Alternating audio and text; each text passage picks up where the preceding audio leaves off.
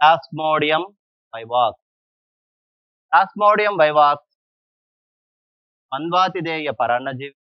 అనగా తన జీవిత చరిత్రను 2 అతిధేయుల్లో పూర్తి చేసింది. ప్రాథమిక అతిధేయి ఆడ అనాఫిలిస్ దోమ కంటే పరాన్నజీవి ఆడ అనాఫిలిస్ దోమలో ఉన్నప్పుడు అది లైంగిక చరిత్రను పూర్తి వల్ల దీన్ని ప్రాథమిక అతిథేయిగా పరిగణించడం జరుగుతుంది. దోమలో ఉన్నప్పుడు ఇది కణబాహ్య పరాన్నజీవిగా మానవుల్లోనికి ప్రవేశించినప్పుడు ఈ ప్లాస్మోడియం వైవాక్స్ కణాంతస్థ పరాన్నజీవిగా ఉంటుంది. అనగా మానవుల్లోని కాలేయ కణాలలో మరియు ఎర్ర రక్త కణాలలో ఈ మానవుల్లోనికి ప్రవేశించిన తర్వాత ఈ పరాన్నజీవి అలైంగిక ప్రత్యుత్పత్తిని జరుపుకుంటుంది. అందువలన మానవులని ద్వితీయ అతిథేయిగా పరిగణించడం జరుగుతుంది. ప్లాస్మోడియం వైవాక్స్‌కు ఆశయ అతిథేయి మానవుల్లోనికి ప్రవేశించే పరాన్నజీవి దశ పేరు కొడవలి ఆకారంలో ఉన్న స్పోరోజాయిట్ అనే దశ. ఈ సాంక్రమిక దశలు ఆడ అనాఫిలిస్ లాలాజలంలో ఈ ప్లాస్మోడియం వైవాక్స్ మానవునికి దోమకాటు ద్వారా సంక్రమిస్తుంది. Plasmodium vivax is the digenetic parasite. It completes its life cycle in 2 hosts. Its primary host is female Anopheles because parasite undergoes sexual reproduction mosquito, hence it is considered as primary host. And this in mosquito, Plasmodium vivax lives as extracellular parasite. When parasite enter into the human being, it undergoes asexual reproduction and man is considered as secondary host. In man, lives in liver cells as well as RBC, hence the parasite is called intracellular parasite. And the reservoir host for this parasite, monkey, and the infective stages to man is sickle-shaped sporozoite. Mode of infection is inoculation. So through mosquito bite, parasite enter into the human body. Here the classification of this parasite belongs to the phylum Protozoa, subphylum Sporozoa, class Zoospora, genus Plasmodium, species Vivax, Prajati Plasmodium, Jati Vivax. Under this Plasmodium genus, there are 4 species and causes 4 types of malaria. One, they are Plasmodium vivax causes benign tertian malaria. Plasmodium falciparum causes malignant tertian malaria. So this is harmless malaria, lethal malaria. And Plasmodium ovale causes mild tertian malaria, and Plasmodium malariae causes Wharton malaria that occurs on every 4th day. Fever occurs or repeated on every 4th day. Plasmodium vivax అనే పరాన్నజీవి వలన వచ్చే వ్యాధిని benign టెర్షియా malaria అని, plasmodium పాల్సిఫారం కలుగజేసే వ్యాధిని malignant malaria అని, ఈ 2 మలేరియాలు ప్రతి 3 రోజులకు ఒకసారి మానవుల్లో జ్వరాన్ని కలుగజేస్తాయి. ప్లాస్మోడియం ఓవెల్ అనే మైల్డ్ టెర్షియన్ మలేరియాను, ప్లాస్మోడియం మలేరియా అనే జాతి వార్టన్ మలేరియాను కలుగజేస్తుంది. అనగా ప్రతి 4 రోజులలో జ్వరం సంభవించడం జరుగుతుంది. Let us see the history of malaria. The malaria term is taken from Italian language. In Italian language, malaria means bad air. It was considered that the people who inhale the bad air from their surroundings, they may be affected from the malaria. But later, Charles Laveran discovered the Plasmodium in the malaria patient said. Sir Patrick Manson suggested that malaria may attack from one person to another person through mosquito bite. Sir Ronald Ross was a British army doctor while working in Secunderabad, 1897. On August 20, he discovered the oocyst of this parasite on the crop of female Anopheles. For his great discovery, he got Nobel Prize in 1900 Every year, August 20 celebrated as World Mosquito Day, and every year, April 25th celebrated as World Malaria. TB Grassi described the life cycle of Plasmodium vivax in female Anopheles mosquito. Malaria యొక్క చరిత్రను మనం గమనించినట్లయితే malaria అనే పదము Italian భాష నుంచి తీసుకోబడింది. Italian భాషలో మలేరియా అనగా చెడు గాలి అని అర్థం. ప్రాచీన కాలంలో మానవులందరూ పరిసరాల నుండి గాలిని పీల్చుకోవడం ద్వారా మలేరియా వ్యాధి బారిన పడే వాళ్ళని భావించేవాళ్ళు.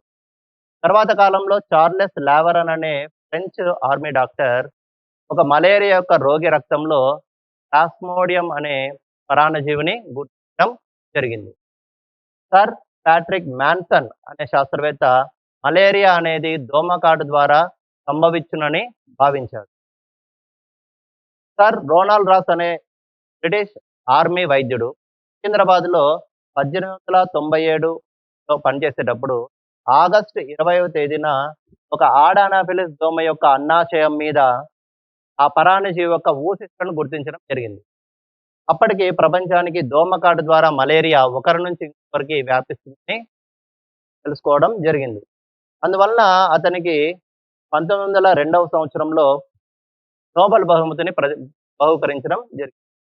ప్రతి సంవత్సరం ఆగస్టు 20వ తేదీ ప్రపంచ దోమల దినోత్సవంగా, ప్రతి సంవత్సరం ఏప్రిల్ 20వ తేదీ ప్రపంచ మలేరియా దినోత్సవంగా జరుపుకోవడం జరుగుతుంది. గ్రాసి అనే శాస్త్రవేత్త ప్లాస్మోడియం వైవాక్స్ యొక్క జీవిత చరిత్రను ఆడ అనాఫిలిస్తో వివరించాడు. Now let us see the structure of sporozoite. The sporozoite is the infective stages to man. The structure of sporozoite was studied by Gornholm scientist. It is a microscopic structure. It measures 15 microns in length and 1 micron in width. The body is covered by the plasma lemma and it consists of microtubules which helps in the wriggling movement of the parasite. Inside the body there is a cytoplasm is present, and this cytoplasm consists of various cell organelles like nucleus, mitochondria, Golgi complex, etc. In cytoplasm many convoluted tubules are present which are of unknown function. In the anterior body of the sporozoite there is a depression is present that is called apical cup. Opening into the apical cup, a pair of secretory organelles are present which secretes cytolysine enzyme.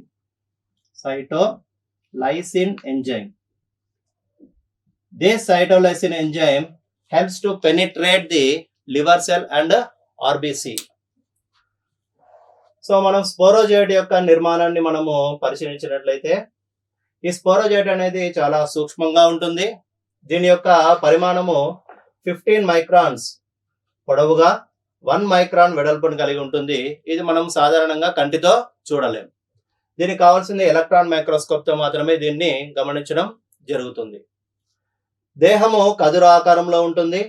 పూర్వాంతం మరియు పరాంతము మొనదేలి ఉంటుంది. మధ్యలో కొంచెం ఉబ్బెత్తుగా ఉంటుంది. దేహాన్ని ఆవరించి plasma lemma లేదా plasma త్వచం ఉంటుంది. దీని లోపల సూక్ష్మ నాళికలనే ఉంటాయి.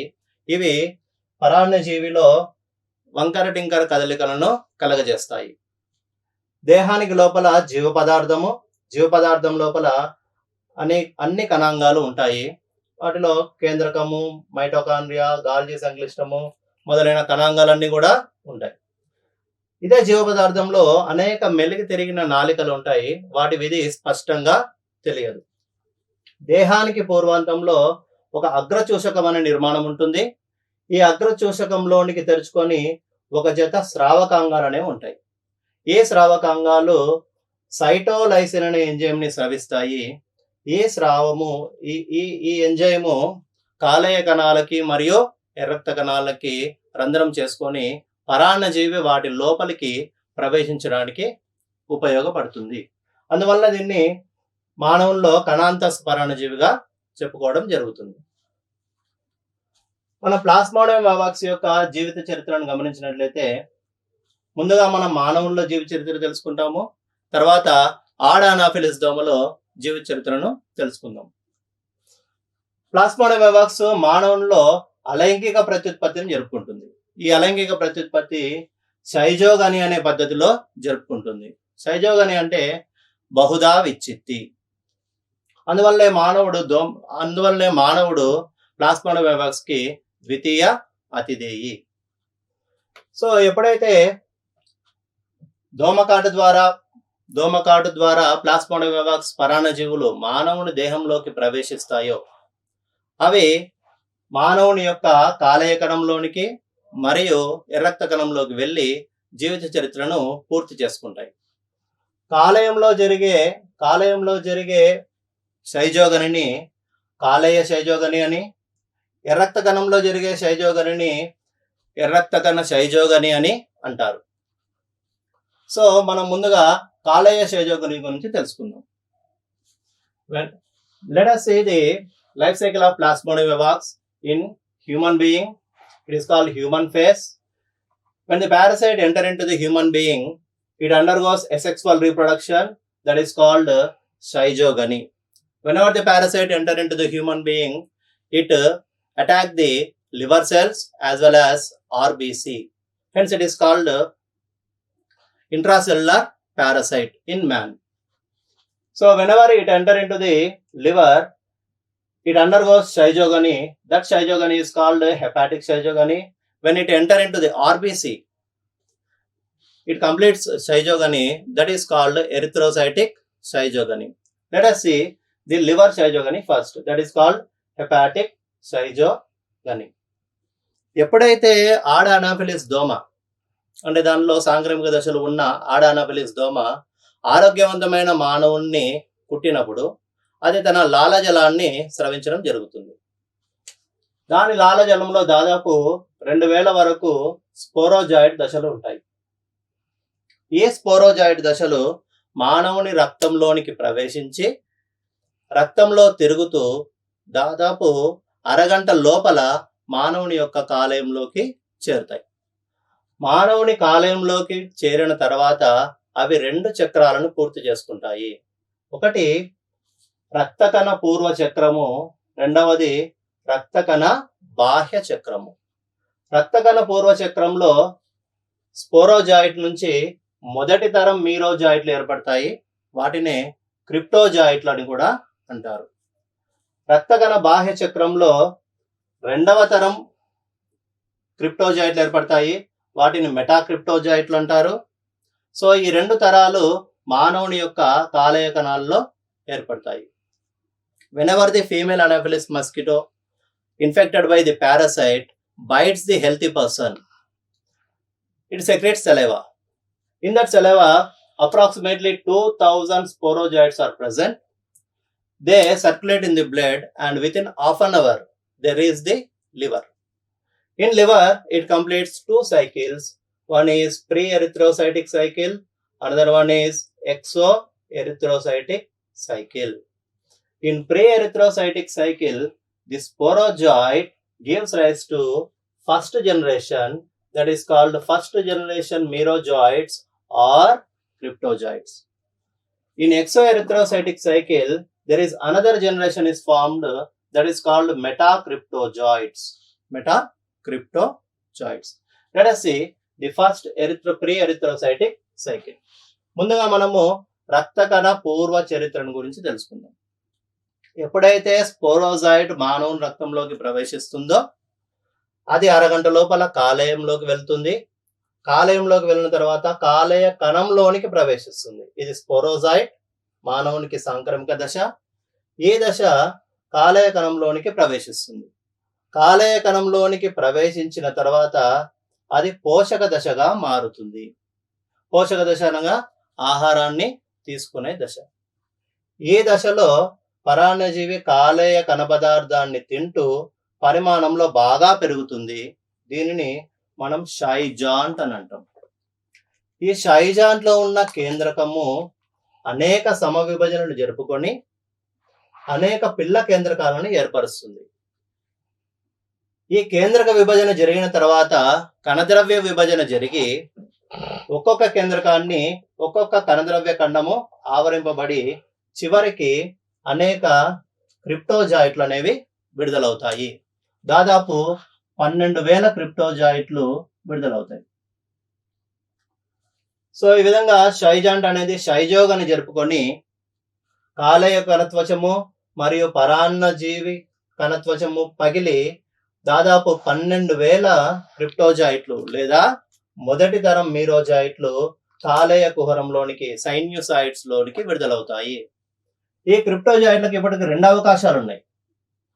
ఒకటి, అవి కొత్త కాలేయ కణాలను చేరి రక్త కణ బాహ్య జీవచక్రాన్ని పూర్తి చేయడం, లేదా ఎర్రక్త కణాలను చేరి రక్త కణ జీవిత చరిత్రను జరుపుకోవడం. మొదటి తరంలో ఏర్పడిన క్రిప్టోజాయిట్లు కొత్త కాలేయ కణాలను చేరినప్పుడు ఇది క్రిప్టోజాయిట్. ఇది రక్త కణ బాహ్య జీవిత చక్రము. రక్త కణ పూర్వ చక్రము స్పోరోజాయిట్ తో మొదలవుతుంది. రక్త కణ బాహ్య చక్రము క్రిప్టోజాయిట్ తో మొదలవుతుంది.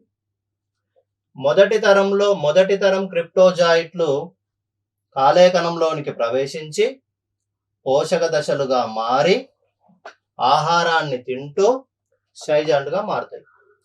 ఈ షైజాంట్ యొక్క కేంద్రకము అనేక విభజనలు చెందుతుంది. కణద్రవ్యం కూడా విభజన జరుగుతుంది.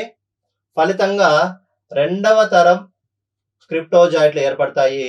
వాటినే 2వ తరం మీరోజాయిట్లు ఏర్పడతాయి. వాటినే మెటాక్రిప్టోజాయిట్లు అంటారు.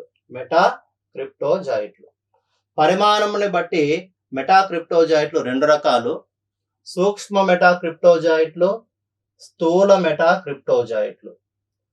స్థూల మెటాక్రిప్టోజాయిట్లు ఎర్రక్త కణాలని చేరుతాయి. స్థూల మెటాక్రిప్టోజాయిట్లు కొత్త కాలేయ కణాలను చేరి రక్త కణ బాహ్య జీవ చక్రాన్ని కంటిన్యూ చేస్తాయి.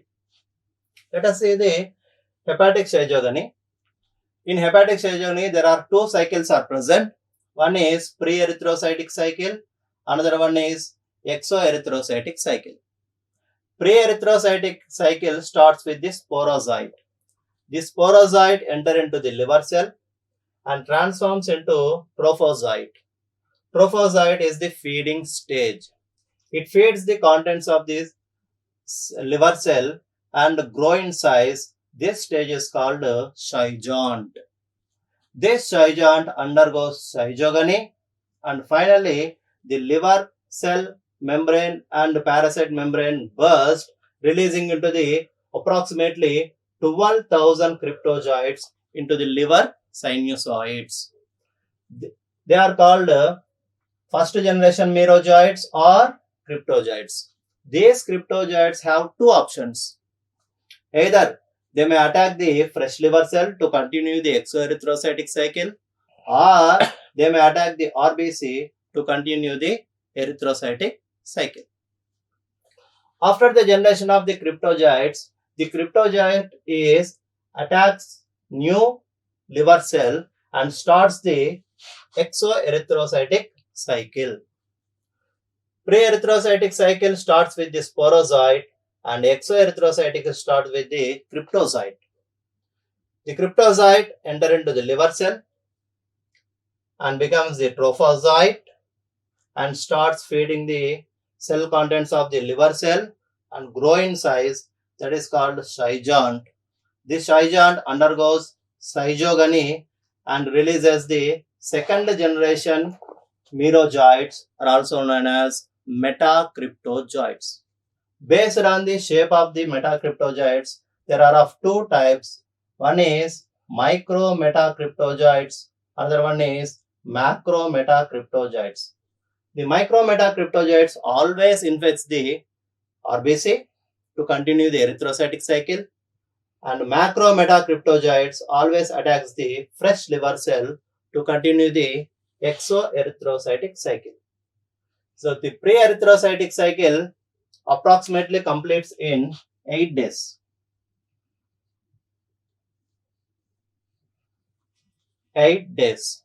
Now we see the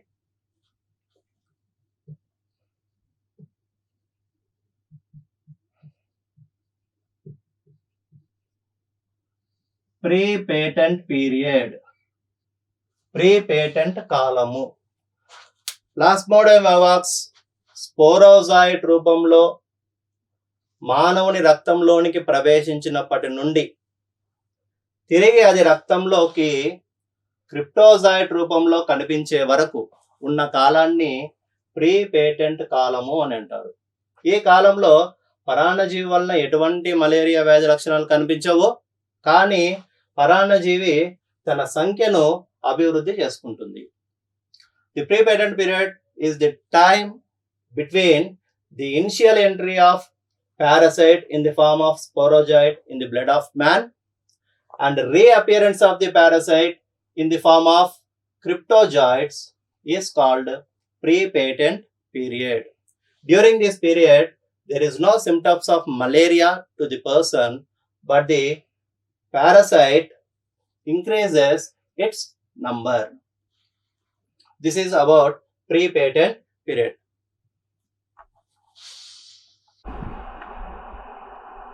ఇప్పుడు మనము రక్తకణ క్షయజోగని గురించి తెలుసుకుందాం. రక్తకణ క్షయజోగని అనేది రక్తకణ పూర్వ చక్రంలో ఏర్పడిన మొదటి తరం మీరోజాయిట్లు లేదా క్రిప్టోజాయిట్ దశతో కానీ రక్తకణ బాహ్య జీవిత చక్రంలో ఏర్పడిన రెండవ తరం మీరోజాయిట్లు లేదా మైక్రో మెటా క్రిప్టోజాయిట్లతో కానీ ప్రారంభం అవుతుంది. ఇప్పుడు ఇది క్రిప్టోజాయిడ్ కావచ్చు లేదా మైక్రో మెటా క్రిప్టోజాయిడ్ కావచ్చు. ఈ పరాన్నజీవి మానవుని యొక్క రక్తంలోకి ప్రవేశించి ఇది మానవుని యొక్క రక్తనాళము, ఇవి ఎర్ర రక్త కణాలు. ఇక్కడికి ప్రవేశిస్తుంది ఒక పరాన్నజీవి. ఇది మైక్రో మెటా క్రిప్టోజాయిడ్ లేదా క్రిప్టోజాయిడ్ దశ ఏదైనా కావచ్చు. ఎర్ర రక్త కణంలోనికి ప్రవేశించిన తర్వాత అది పోషక దశగా మారుతుంది. పోషక దశగా మారి ఎర్ర రక్త కణంలో ఉన్న జీవ పదార్థాన్ని ఆహారంగా తీసుకోవడం మొదలు పెడుతుంది. ఈ దశలో పరాన్నజీవిలో ఒక చిన్న రిక్తిక ఏర్పడి క్రమంగా ఆ రిక్తిక పెద్దదవుతూ పరాన్నజీవి యొక్క జీవ పదార్థాన్ని మరియు కేంద్రకాన్ని ఒకవైపుకు నెట్టేస్తుంది. దీనివల్ల పరాన్నజీవి ఉంగరం వలె కనిపిస్తుంది. అందువలన ఈ దశను సిగ్నెంట్ రింగ్ దశ అని కూడా అంటారు. తర్వాత ఈ రిక్తిక అదృశ్యం కావడం వలన పరాన్నజీవి మిథ్యాపాదాలను ఏర్పరచుకొని పోషక జీవిగా మారి పరపోషక జీవిగా మారి ఎర్రక్త కణంలోని జీవ పదార్థాన్ని మరియు హీమోగ్లోబిన్ ని ఎక్కువగా ఆహారం తీసుకోవడం మొదలు పెడుతుంది. దానివల్ల అది పరిమాణంలో బాగా పెరిగి ఎర్రక్త కణం యొక్క పరిమాణాన్ని విపరీతంగా పెంచేస్తుంది. ఇటువంటి స్థితిని హైపర్ ట్రోఫీ అని కూడా అంటారు. Hyper trophy.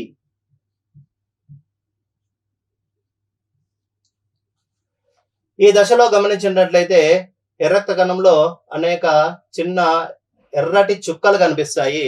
వీటిని షెఫ్నర్స్ చుక్కలు అని కూడా అంటారు. ఈ షెఫ్నర్ చుక్కల్ని పరాన్నజీవి యొక్క ప్రతిజనకాలుగా గుర్తించడం జరుగుతుంది. ఈ పరాన్నజీవి తన ప్రతిజనకాలను ఎప్పటికప్పుడు మార్చుకుంటుంది కాబట్టి మనం ఈ మలేరియా వ్యాధికి సరైన వ్యాక్సిన్ ఇంకా తయారు చేయలేకపోతున్నాం. ఒకే రకమైన ప్రతిజనకాన్ని విడుదల చేస్తే దానికి వ్యాక్సిన్ తయారు చేయడం సులభం, కానీ పరాన్నజీవి తన ప్రతిజనకాలను ఎప్పటికప్పుడు మార్చుకుంటుంది కాబట్టి వ్యాక్సిన్ తయారు చేయడము సులభం కాదు. అందుకే ఇప్పటివరకు మలేరియాకి ఎటువంటి వ్యాక్సిన్ లభించడం లేదు. తర్వాత ఈ అమీబాయిడ్ దశ నుంచి అది షైజాంట్ దశలోకి మారుతుంది. ఈ షైజాంట్ దశలోకి మారుతుంది. అమీబాయిడ్ దశలో ఉన్నప్పుడు అది జీవ పదార్థాన్ని మరియు హీమోగ్లోబిన్ ఆహారంగా తీసుకుంటుంది. హీమోగ్లోబిన్ లోని గ్లోబిన్ పదార్థాన్ని జీర్ణం చేసుకుంటుంది.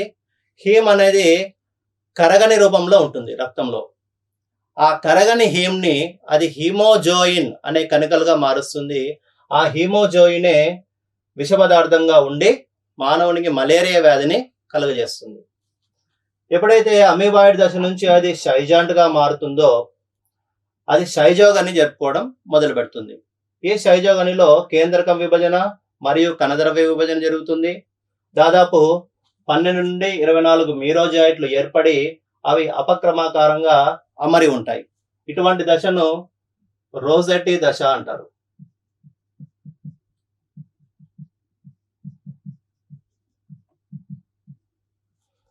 తర్వాత ఎర్ర రక్త కణం యొక్క ప్లాస్మా త్వచము, ఈ షైజాండ్ యొక్క ప్లాస్మా త్వచము పగిలి దాదాపు 12 నుండి 24 మీరోజాయిట్లు హీమోజాయిన్ తో సహా రక్తంలోకి విడుదలవుతాయి. ఇక్కడ చూడండి, ఇది మానవుని యొక్క రక్తనాళము. ఈ రక్తనాళంలోనికి పరాన్నజీవి ప్రవేశించి పోషక దశగా మారి, సిగ్నెట్ రింగ్ దశగా మారి, అమీబాయిడ్ దశగా మారి, చివరికి షైజోగని జరుపుకొని ఈ రక్త కణం పగిలి దాదాపు 12 నుండి 24 మీరోజాయిట్లను విడుదల చేస్తుంది. దాంతోపాటు హిమోజాయిన్ కణికలు విష పదార్థాన్ని విడుదల చేస్తుంది. ఎప్పుడైతే విష పదార్థం రక్తంలోకి ప్రవేశిస్తుందో ఆ వ్యక్తికి మలేరియా జ్వరం అనేది వస్తుంది. Now let us see the erythrocytic shizogony. The erythrocytic shizogony starts with the cryptozoites that are formed during the pre-erythrocytic cycle in liver shizogony, or micrometacryptozoites that are formed during exoerythrocytic cycle. Exoerythrocytic cycle. So it starts with the cryptozoite or micrometacryptozoites.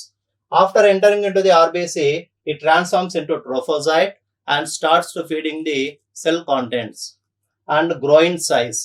At this time, in this parasite, a small vacuole appears. It gradually increases in size and pushes the parasite cytoplasm and a nucleus to the periphery.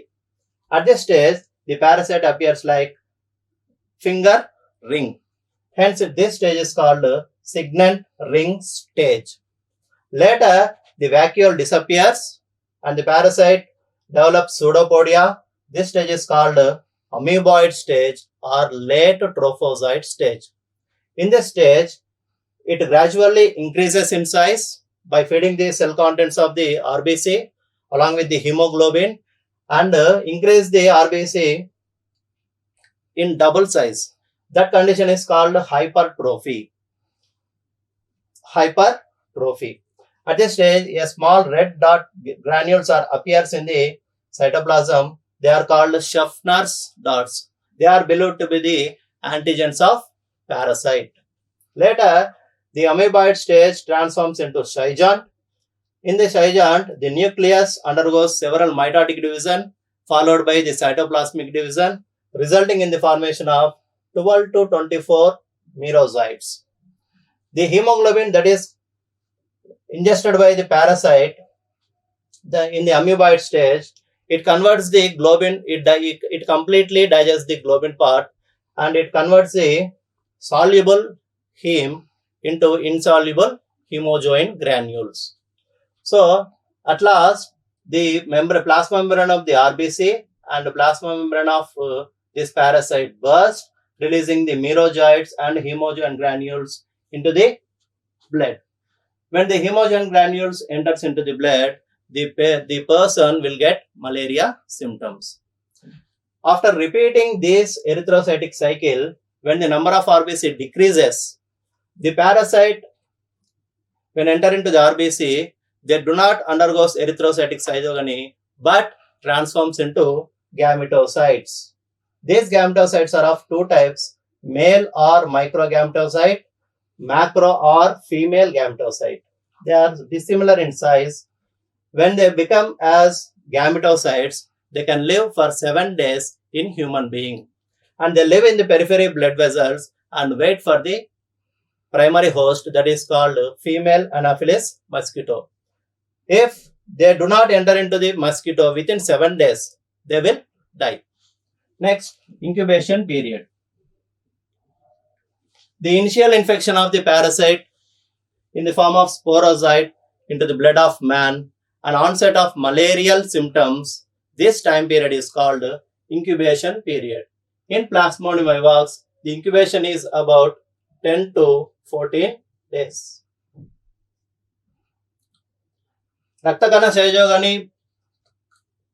క్రమంగా జరుపుకుంటూ ఉంటే రక్త కణాల సంఖ్య తగ్గిపోతూ ఉంటుంది. అటువంటి సమయంలో ఈ మీరోజాయిట్లు అనేవి రక్త కణంలోకి ప్రవేశించి మీరోజాయిట్లుగా మారకుండా సంయోగ బీజ మాతృ కణాలుగా మారుతాయి. సంయోగ బీజ మాతృ కణాలు 2 రకాలు, పురుష లేదా సూక్ష్మ సంయోగ బీజ మాతృక, స్త్రీ లేదా స్థూల సంయోగ బీజ మాతృకలు. ఈ సంయోగ బీజ మాతృకలుగా మారిన తర్వాత అవి మానవుని యొక్క పరదీయ రక్తనాళాలలో సంచరిస్తూ ఉంటాయి. 7 రోజుల లోపల అవి దోమలోకి ప్రవేశించలేకపోయినట్లయితే అవి చనిపోవడం జరుగుతుంది. This is about human face of plasmodium vivax. Thank you.